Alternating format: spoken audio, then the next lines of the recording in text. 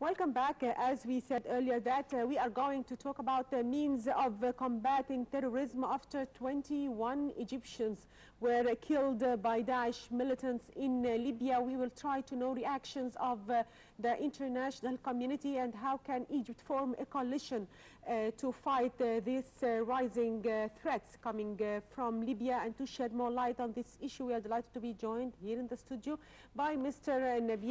Amir Nabil, Managing Editor of MENA News Agency. Good morning. Good morning. Good morning, Mr. Nabil. Now, first of all, there are so many questions regarding the timing of the attacks by the Daesh group, because some people see as targeting Egypt or particularly trying to drag Egypt into war as Egypt is progressing with its roadmap and moving forward. We have the upcoming parliamentary elections and hosting the economic conference in Sharm el-Sheikh in March. So there are so many questions regarding the timing. How do you see that?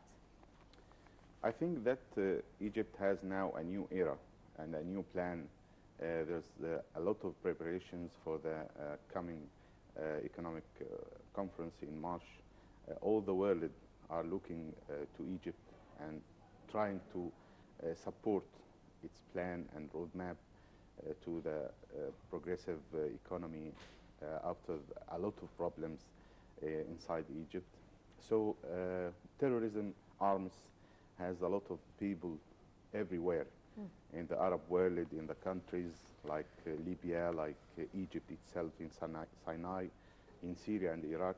ISIS or Daesh tries to support this arm of terrorism inside Egypt and take Egypt out of its progressive plan or roadmap into the supporting its economy and trying to pull Egypt or take Egypt to fight more than one war, not only the interior one for the economy, no, outside. If you're going into Libya, President Abdel Fattah al-Sisi has told more than once that he doesn't want to get into Libya itself. Libya's land, we don't go inside Libya. We defend our borders between us and Libya, but we don't send any troops to inside. Ground troops, you mean. Yeah. So this new progress or new what happened, slaughtered 21 people from Egyptian. We don't say that they are Copts, we say they are Egyptians. Slaughtered in cold blood, let's say, by Daesh. And now we know that some information, some say that there's some kind of Sudanese people or Libyans or Tunisians are taking part or participating in this terroristic act, slaughtered. And we know that Daesh has a lot of people, technicians, a lot of people from cinema directors, we can say, progressive or advanced kind of cinematic plan to tell the people that we are still strong. Daesh say the people send a message to the world that we can do a lot of things. So if we look at the whole picture now, we can see that it is a strike. Egypt has done a successful strike, a blitz, we can say, very fast or very speed strike to make some kind of precise aims inside Libya. We don't want to make a long war or something like that. We have some aims on some targets for the F-16 planes, fighting planes. More than 24 planes participating and done its target, done what it was trying to do. So I think it is a successful step, and we are supporting our army, let's say, want to come back to inside interior advanced economy and support our economy for the future. So, in your opinion, what are the repercussions of these airstrikes? I think we have to look at what is the next or the future steps now about our economy, our interior issues, like our political parliamentary elections, and we have more important steps for the future. But still, terrorism is still there. We have to fight terrorism all the time while we are preparing ourselves for the coming economic conference, and all the world are looking at Egypt for that. But at the same time, we have to be look after about our political inside issues. And do you expect more airstrikes in the coming period? I think more. Actually, there are some reports that The there are second one. ongoing, Yes. but we are waiting for the official confirmation by the armed Associated forces. Press has confirmed that. There is some kind, I think that's some army officials or army officers, senior army officers say that we have not to tell a lot of information for the Yes. interest of our interior security issues and so, but a lot of information now are available for everybody inside and outside. Okay.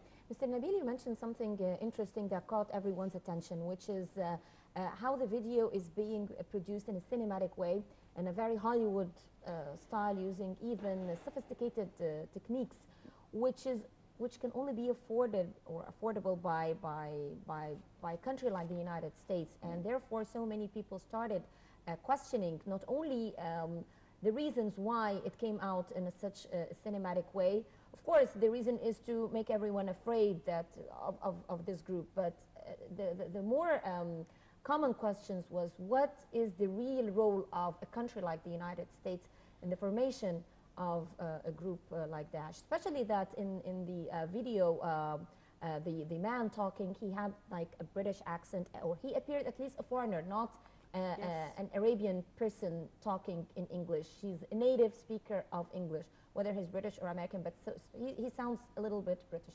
How do you see the role of a country like the United States and other Western countries in the formation of Daesh? And actually, Hala, And Israel as well. why he was addressing the Arab people in English? This is a question mark also. I think their messages all the time are sent to the West, not to the East. The East are translating whatever they are putting on the screens, but first of all, they are sending their message to the West. If they are Arabs, why aren't they talking in Arabic when having English subtitling? Because they think, in my opinion, that their issues are worldwide, are global. They have some message to the whole world, and the Western Well, countries. the translation plays that role.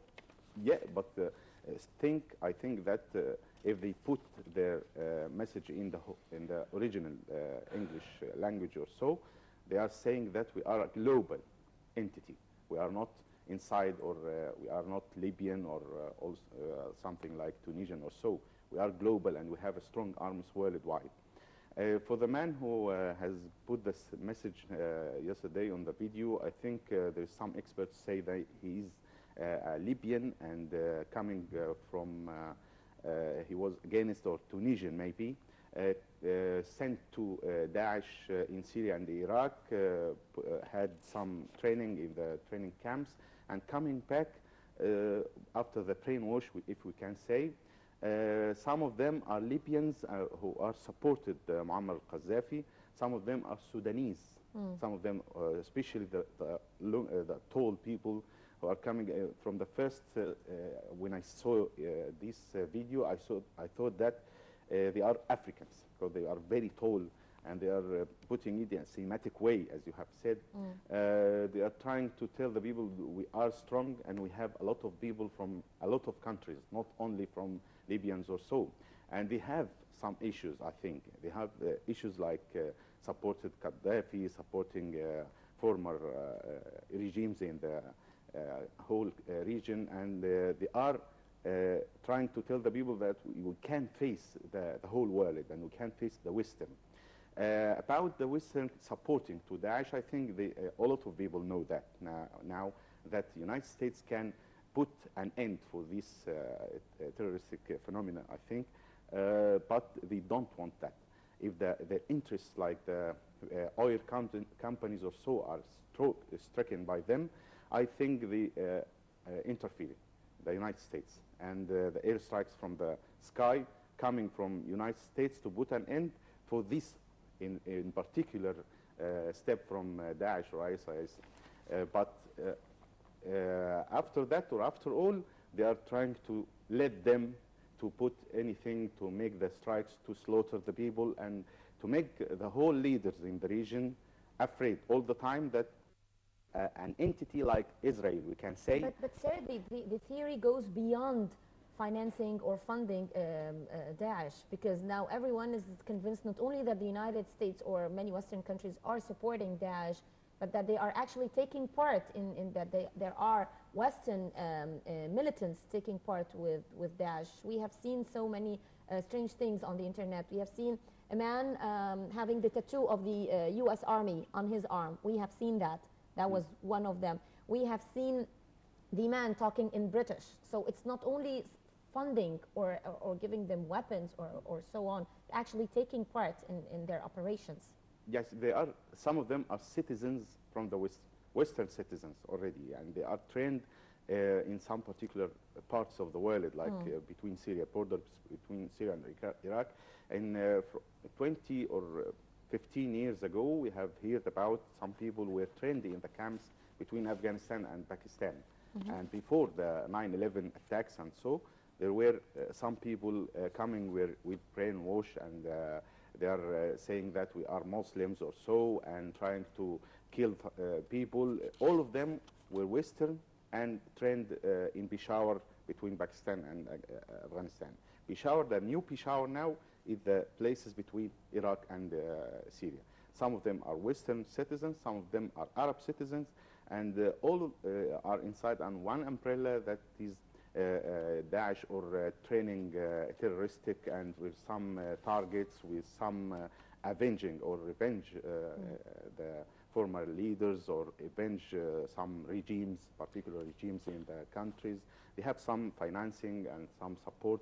The companies, they are selling the weapons companies all over the world have some particular role in this war. I think they are supporting the Daesh terroristic strikes, and this is a very good market and wide market for them to sell their weapons in this region. From the first beginning, why hasn't the United States put Libya on the map of its airstrikes? It targeted only Syria and Iraq and left Libya to attract more terrorists. So how do you see this? I think Libya has some particular conditions because Muammar al-Gaddafi, after he was killed,